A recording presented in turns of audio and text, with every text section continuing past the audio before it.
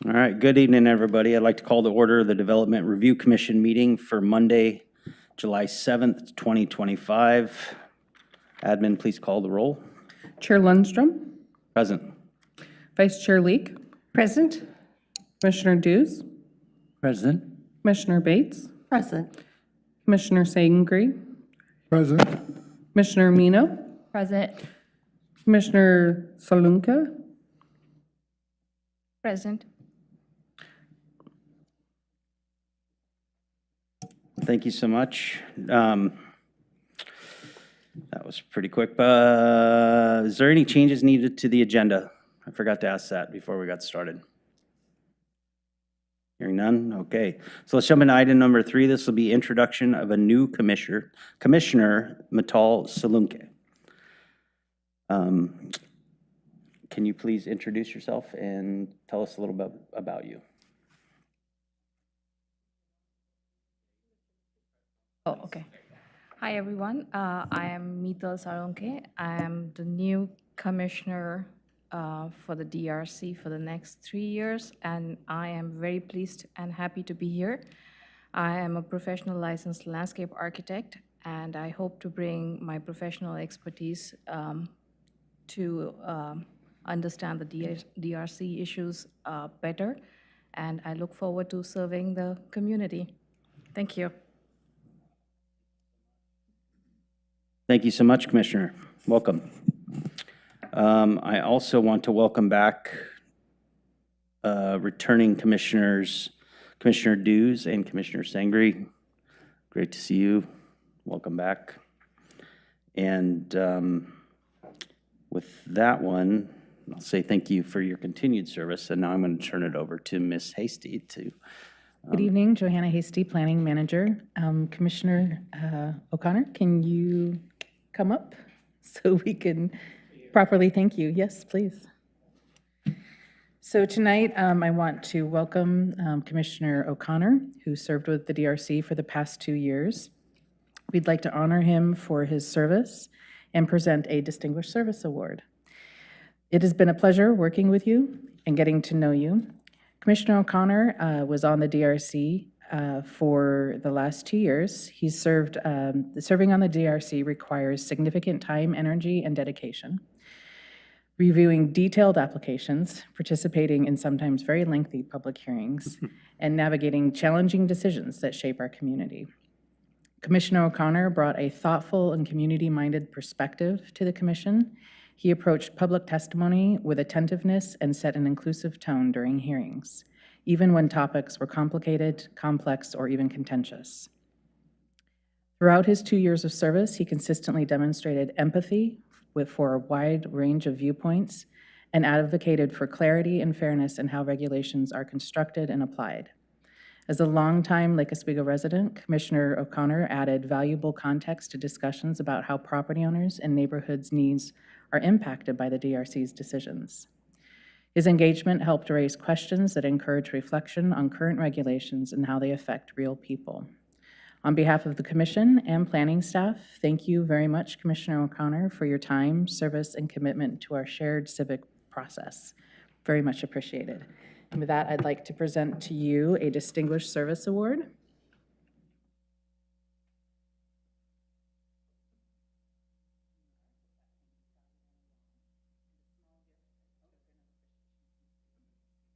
Thank you so much. If you want to say some parting thoughts, feel free. Thank you. Well, it's a heavy heart to be here tonight because I really enjoyed being on the DRC, being able to serve Lake Oswego and our community as a whole. I also enjoyed participating with each of the commissioners, the expertise that they have in their respective careers or life was always valuable. And then the other thing I really enjoyed was listening to all the testimony. Although at times it was kind of, maybe a long amount of time, But nonetheless, it's wonderful to hear from the community what people's interests are, what their hearts are telling them. So I will miss that. And I wish you all the best going forward. And for the new commissioner, keep your smile. Thank you.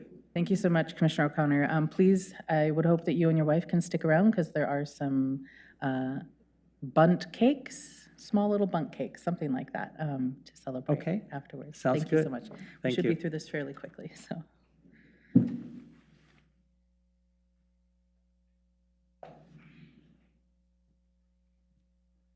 Okay. Yes, I was, Oh, sorry, if, yeah, it's, Commissioner O'Connor, it's been a pleasure to get to know you over the last year and working with you. That's when I first came on board with the DRC, I actually sat to his left. And then we flip-flopped halfway through and he sat here to my left for the last few months. So it's been pretty awesome, the little side banter back and forth that people aren't hearing on the mics. I'm joking, that doesn't happen.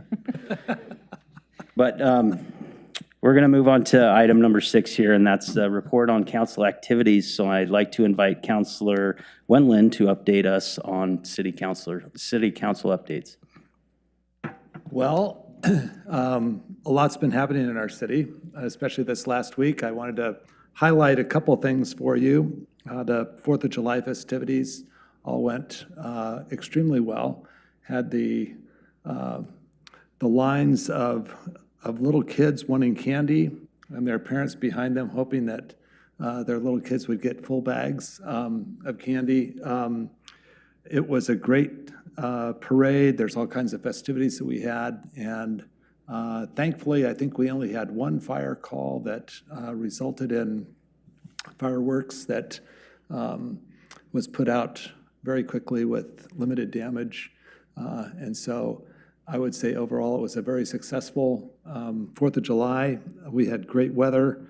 And more importantly, we had a overcast day on Friday. So people didn't burn up during the festivities and during the parade and so on. And so everybody really had a great time. The LORAC, I think I reported before, there was a couple hiccups along the way. We couldn't open to the pools because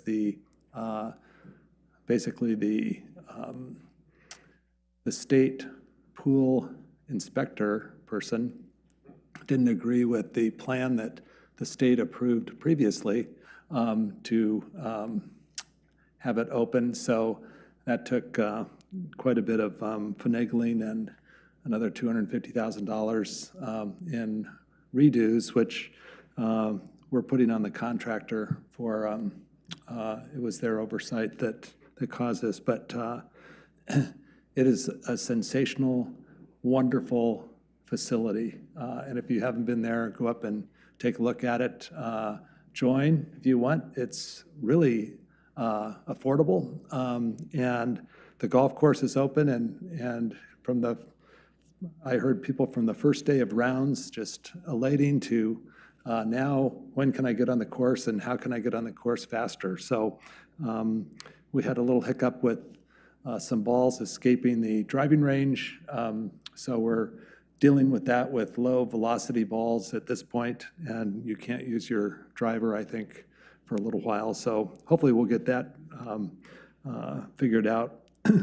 I'm happy to report that we have a fully implemented biennium budget that was passed seamlessly through the process.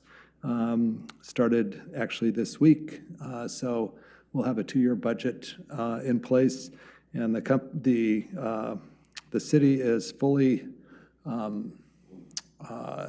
intact, you might say, with, you heard a lot of budget cuts and things that are happening in the state level and at the school level and so on. The city kind of just perks along it. We get our little 3% property increase each year, and we're pretty conservative. And so it was a pretty boring budget process, which is the way you want it in city government. We have resources to do the things we most of the things that we want to do, and there's always more that we want that we can afford, and that's always healthy because we have to make hopefully good decisions on where we're putting money.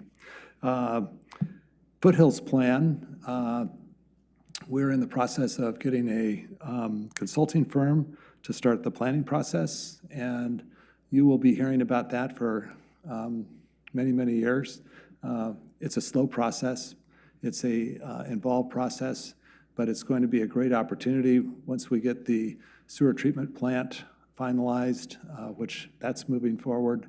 We'll have some space down at Foothills to try to decide what we want to do with it. So that's going to be an interesting project as we move forward. We had an interesting meeting a couple city council meetings ago.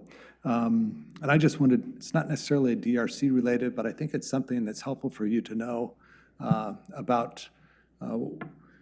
We've been working on a project for middle income housing, and the Metro and the city of Lake Oswego worked together to basically, we sold the staging area for the Boones Ferry project on Boones Ferry for a affordable housing complex.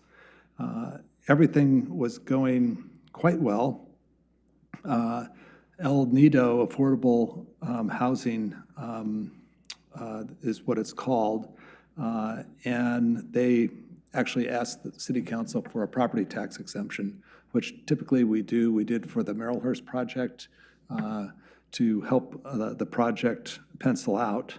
But what was interesting is that what we learned in the Merrillhurst project is that there's income limitations that you have for a housing project like that. So you have maximum amounts of income that you can make that to qualify you to have basically an assisted living, or they assist you with rent, basically abatement. And it's really necessary that we have projects like these in our community to provide housing for a lot of workers that are here, people who, seniors, people that are just starting out to have housing that's affordable. One of the problems with the county, actually it's the metro area and then the state, is that they were placing recently homeless people into like 20% into these projects that had severe needs for mental health and issues that we as a community can't provide because we don't have the resources. And so we had a wonderful presentation by the company. Well, it's a nonprofit organization that runs, that will be running the Boones Ferry project, and they run projects all around the metro area. And they asked for our help to convince both the county and the state to take off that 20% of placement for people with needs that we can't provide help for. And it's causing a huge disturbance at Merrillhurst. In fact, we have the majority of calls oftentimes on a shift are at that facility with problems that a very small minority of the residents are causing, but it's really affecting the ones that are in that facility that really need the help and support and stability of a good housing situation. So it's a tricky situation, but we are working as a city council to work with the county and advise the state that whoever is going to be in these facilities really needs to be, from an income standpoint, great, but from a relative functioning standpoint, they need to be able to live with their neighbors and not need a lot of extra services that we can't provide. So that's going to be an interesting dialogue as we move forward, but you may hear about it as we go into building that facility. It's going to have 55 units in it, so it's not a small facility, but it's not huge, and we want to make sure that we have the population that will thrive in our community. So that's kind of interesting.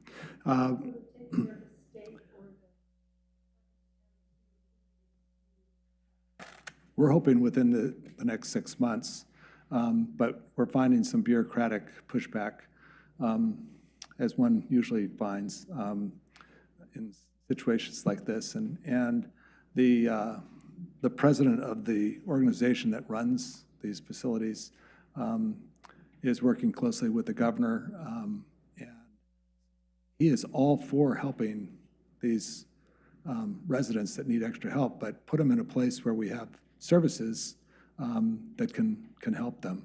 And so he had such an articulate way. I wish I could just have you listen to his testimony.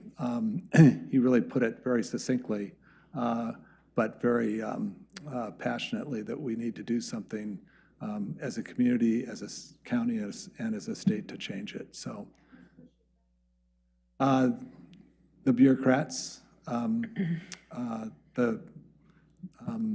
what I'm told, the system. So it's interesting. I thought the elected officials could help make decisions, but I guess they sometimes have limited success. So it's interesting. There's also something that's coming up, which is an interesting topic that you guys have dealt with, tree code. And we're going to be starting a task force, actually convening on next Monday. There's 12 people. I happen to be the liaison for council on the committee, and it will be basically to take a set criteria of the tree code and changing it so that we have, what's the right word? We have, it's Clear and clear. objective. What? Clear and objective, yes. Clear and objective, but also fits within our criteria of what we want as a community. I think there's some outside influences that are becoming more powerful as we see the state giving us new regulations on housing and housing production. There was some talk that they were just going to eliminate the ability for locals to control tree codes, and that kind of went by the wayside. But after they've gone through this legislative session, we're going to review all the changes that they've made to previous housing production goals. And it'll be interesting to see. We have to thread the needle in the sense that protect our values as a community, but not have them so protective that the state says, hey, you guys, you're being way over protective. There goes your tree code. So those are kind of the balancing acts that we need to deal with. We also want to make it, it's not that we ever want to put you out of business, but it would be nice if you guys could deal with things besides tree issues. And we're hoping that we'll be able to reach that conclusion. We are not, if some of you have been around Lake Oswego for a long time, and you remember the last tree code project that we went through, it was, I think, 30 people, and it was a free-for-all, and it was very hard and difficult and messy, but we came out with a tree code that nobody liked, which tells you that you probably made a good policy decision, if that makes sense. We want to try to make it a little clearer and more decisive and easy to understand. So, but that's something that you'll, in fact, I think we have somebody on, you are, yes. So we're going to be together. We'll get through and figure this out and see how this all works out. I think as a good group, I think we're going to be narrow on our focus and be very strategic on how we approach it, and then we'll see how it kind of floats through the system. It is a short time frame. We hope to conclude by April of 2026 on this project, and then obviously it'll go through the other channels for the city council needs to approve it and so on, and have public feedback. So, did you have a question, Helen?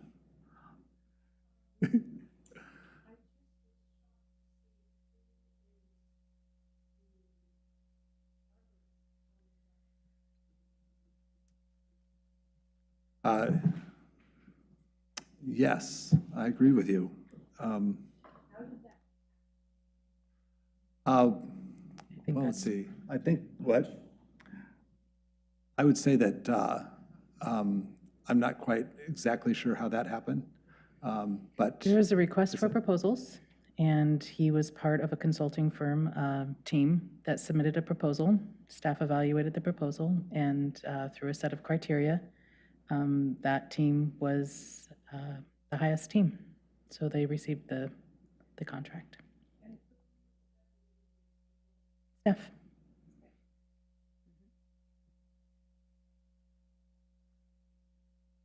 so that's an interesting conundrum. I would I'd probably say had just 40 a calls on it this week. So, I think it's important to understand that the consulting firm is made up of professionals who have a lot of experience in updating codes, especially tree codes around natural resources, and looking at the balancing act with development codes and whether or not anyone on any of those consulting firms is active in the city in other ways. Hopefully we can set that aside and focus on the tree code task force and not let other issues mire us down. 2. That's actually pretty typical for a small jurisdiction. so interestingly, the last meeting that we had 3 annexations into the city that were proposed, and 2 of the properties had issues with trees. So it's going to be, hopefully, we need the tree code committee to convene and figure this out so we can have clear and objective standards. Well, I don't think that was the issue with those, but No, but clear and but it objective was is always a clear and goal. objective for everybody's sake. And then last item, we are on the next steps of evaluating and costing out what a South Shore fire station will cost to replace the current old deteriorating fire station that we currently have. The process that we are in this, or the steps of this process, we've evaluated. It's going, a committee was convened. They've worked really well together and came up with replacing the current station in the current location. And they explored all other options and everything else, did a fantastic job.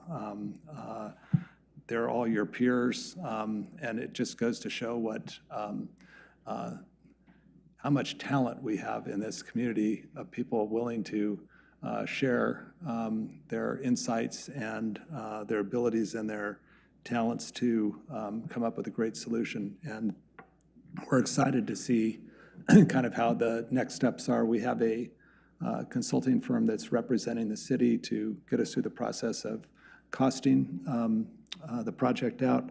And we did approve a, let's see, I forgot the exact term, but it's, instead of going through the proposal and the bid process at each stage, we do the whole project through one process and make the selections. And what they found is that we save a lot of money that way, and you actually have a better outcome. And we did the same with this building, and we came in on budget and almost on time even with COVID. So we've had good luck with that. But we're excited to move forward. It would require a funding source, which would most likely be a bond. And so that's why we want to kind of get the type of fire station that we want replaced and the costs. And then we get to go out to the voters and see if they want to approve that. So that's been kind of it for City Council. Thank you so much. We are busy, and then I guess we are taking the month of August to rest up for the fall, which I guess is going to be even busier, so. Thank you so much, Councilor. Does any of the commissioners have any other questions? Okay, hearing none, we're going to move into the next item on the agenda, which will be approving the minutes from May 5th, 2025.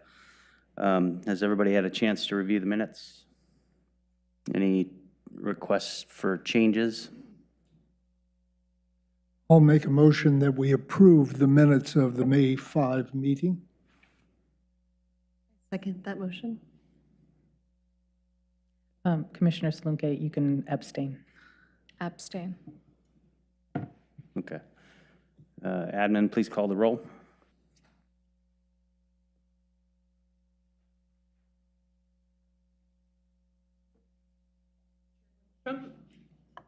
Yes. Vice Chair Leek, Yes. Commissioner Dews, Yes. Commissioner Bates, Yes. Commissioner Salunkhe, Abstain. Commissioner Mino, Yes. Commissioner Sangrey, Yes.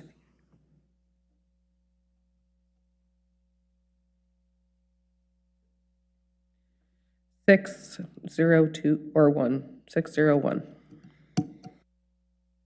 Great. Thank you. Now I'm going to pass it back over to Ms. Hasty, please. Thank you so much, Chair. Okay, so the minutes tonight, I would request that we not convene on the second meeting in July and actually come back August 4th to adopt those minutes, if that is okay with Commission. We do have a tree appeal on August 4th. It's the removal of 2 trees for landscape improvements. And the staff report, like always, will come out 10 days prior. But if you have any questions in the meantime, just let me know. As Councilor Wendland noted, we do have the Foothills Master Plan revamp that is going to be happening. The long-range planning manager, Eric Olson, asked me to let you know that there's going to be a Foothills Community Advisory Committee. It's a long phrase, but there will be more information. He's looking for someone possibly from the DRC to participate in that because you're bringing a welcome perspective. And so there'll be more information from him that I'll pass on, or it might be coming from the city manager's office, but keep an eye out for that.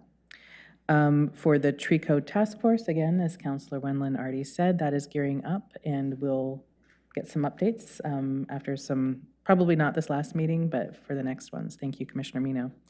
Like I said, we do have a tree appeal. And that's on August 4th. And then I would also, fingers crossed, plan on convening the second meeting, which would be August 18th, for adoption, hopefully, of findings that night. So both meetings in August are filled up. We also have one known development review permit coming. It's a development review permit in major variance.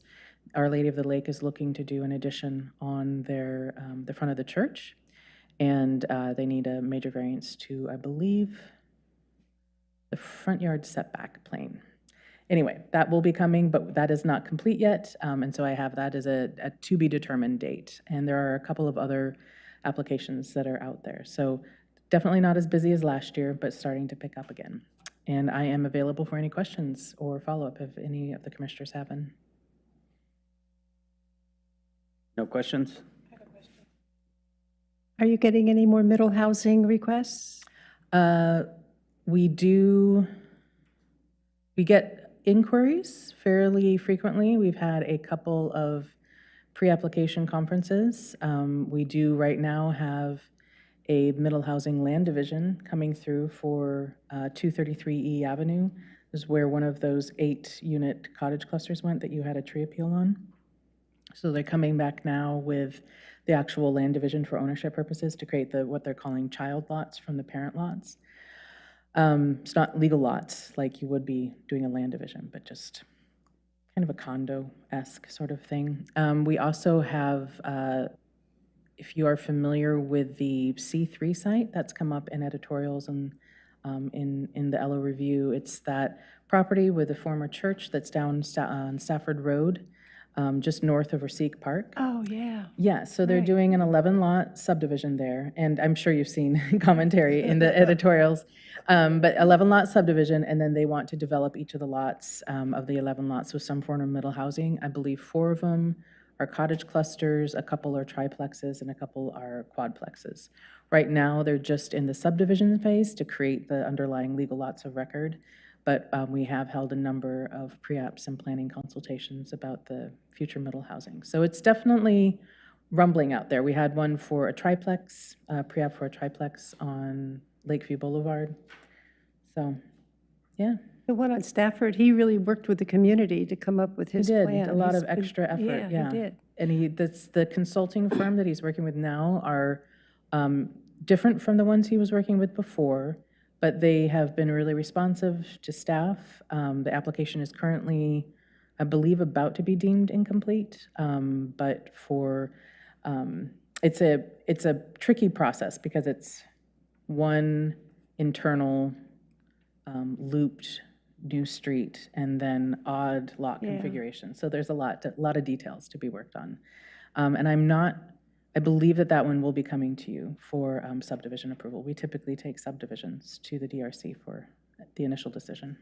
And the sewer line is going in off of Kimball as we speak? Yes, yeah, so they are working on setting up the tree protection fencing and sensitive lands and tree protection fencing along the sewer line, and erosion control, and the project planner, Ellen Davis, senior planner Ellen Davis, has been working with our code enforcement team to make sure that that's all in alignment, and all of the associated trees that need to be removed are the ones that actually do need to be removed and are well-marked, and everything is copacetic, so. And those 5 lots are on the market for sale. The developer is not building on them. Interesting, Seems. yeah. Yes. For the project on Stafford, can you give me information on who the project is with? Oh, gosh, you're putting me on the spot. Ken Allen, I believe, is the main developer or mind behind it. He was working with Westlake Consultants for a while, and I'm sorry, I don't remember the name of the current consulting team. Thank you. But he's been working on this for what, 3 years, 2 years? Yeah, quite a while. Yeah.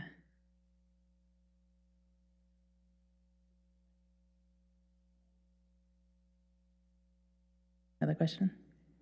Oh, well, it was answered. So, anybody else have any questions? No? 34 minutes? Nice. Let's go eat cupcakes. Not too Thank you, shabby. everyone. Okay, let's move.